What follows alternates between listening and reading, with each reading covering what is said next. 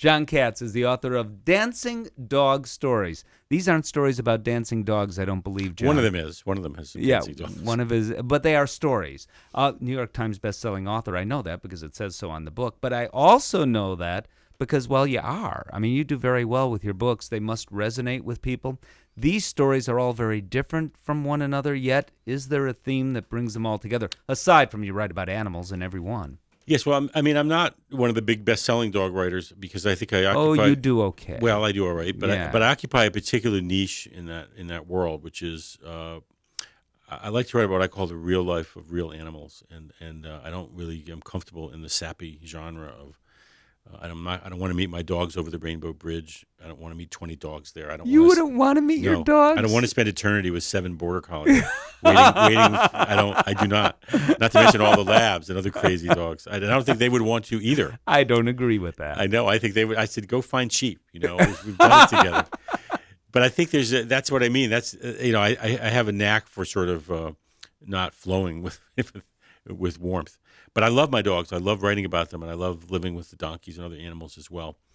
So, and I was very influenced by Jack London, who was my hero as a writer, who always, as a writer, remembered that they were animals he was writing about, and they lived the lives of animals, which were sometimes harsh and challenging. So if you could connect all these stories in some way and stand on this desk that we're in front of and scream out to America, would it be let our dogs be dogs? Yes, exactly, which I think is also a theme of yours.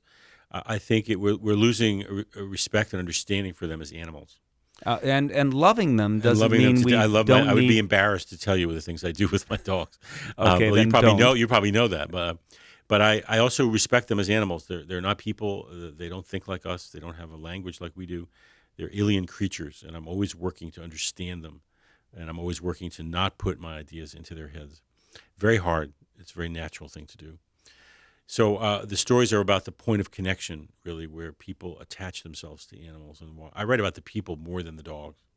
I think what's the most interesting thing about dogs always is not what the dogs are doing, but what they're doing to the people who own them. What do you mean? Just the emotional impact that animals have on people's lives, how they change us, how they open us up, they make us laugh, they offer love. There's such an emotional tapestry that's so rich. So a lot of people are writing about the dogs, and I always write about the people who have the dogs. That's what really interests me. Sometimes dogs are able to connect with people better than people can connect with people. Often, almost always, I would say. Why do you think that is? Well, because one thing is we get the dogs we need, and we often see the things in them we want to see. If they don't have language, dogs respond to food and attention and connection. But we then fill in the blanks from there. So we talk about how much the dogs love us and how much they care about, how much they miss us. I think that these are I don't think we have figured out their language. I don't think I know what's in their heads most of the time. And I see a story every year about how border collies know 17,000 words now, and I've lived with border collies for years. And they don't need to know 17,000 words. Get the sheep, We'll do it for my border collie. If you have sheep, sheep, or get the ball, get the frisbee. Yeah. So I think there's this relentless effort to turn them into these mystical, spiritualist, geniuses, little Einsteins. And my border collies do some very stupid things. They try to herd snowplow trucks and ducks and all kinds of things that move. I just don't want to. I don't want to lose track of them. But they're not stupid if you're wired like a border collie. They're not stupid about sheep. Like labs are not stupid about food, but they can be stupid about other things. And they're not stupid at all.